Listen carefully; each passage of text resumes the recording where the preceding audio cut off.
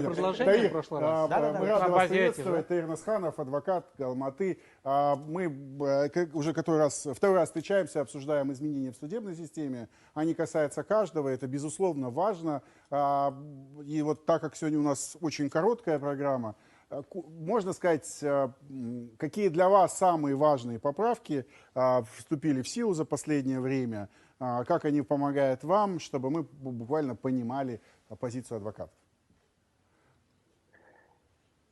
Ну, коллеги с Верховного суда уже сказали, лучше них и не скажешь.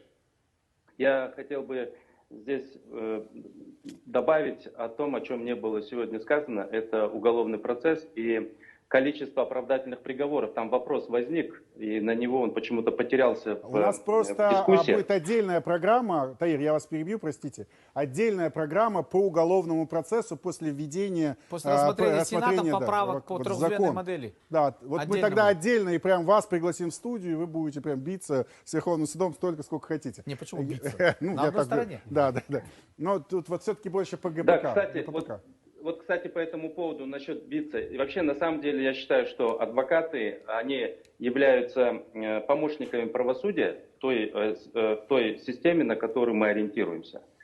И меня удивляет, что некоторые мои коллеги выступили против такого мнения одного из наших известных юристов.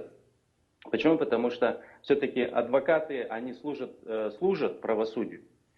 И на сегодняшний день у нас проблема заключается в том, что судьи на местах, я имею в виду, все-таки выносят необоснованно зачастую частные постановления, определения в адрес адвокатов.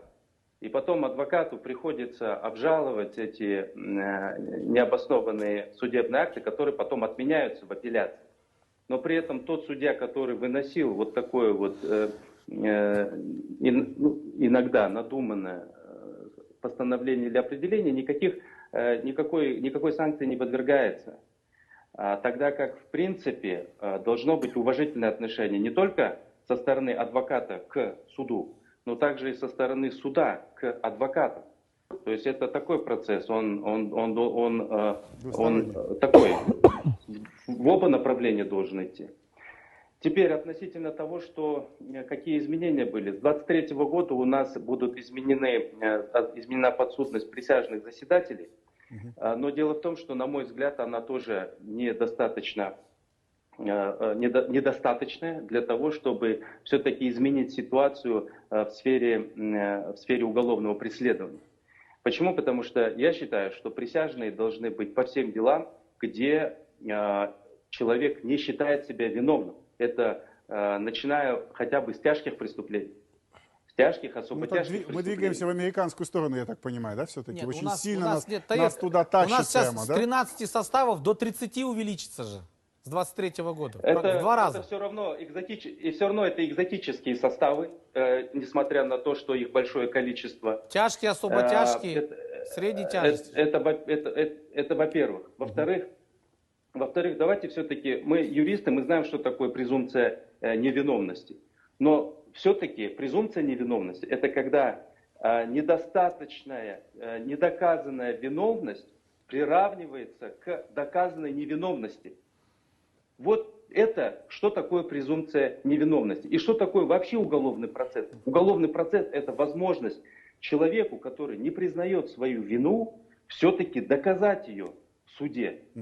У нас же, к сожалению, лицо, которое подвергается уголовному преследованию, особенно по экономическим преступлениям, как раз мы сегодня про специализации говорим, по экономическим преступлениям, по так называемым резонансным делам, оправдаться в судах крайне сложно. Вот я тут абсолютно согласен с Таиром. Абсолютно. Если общество каким-то образом вынесло приговор, мы хотели поговорить больше по этому поводу. Нет, да? Время есть у нас? Что общество готово выносить? Да, приговор. оно выносит это очень легко. И мы вы видим, видели, как... что они выносят? Таир, доканчивайте Таир, мысль, вы и вот здесь мы согласны? продолжим Думаете, вас. это возможно? Вы бы, кстати, у меня к вам вопрос. Вы бы пошли в судьи? Ну вот прям сейчас? Прямо сейчас пошли бы в судьи? Завтра. Ну не завтра, а вообще. В понедельник. С понедельника сдать экзамены и пойти в судьи.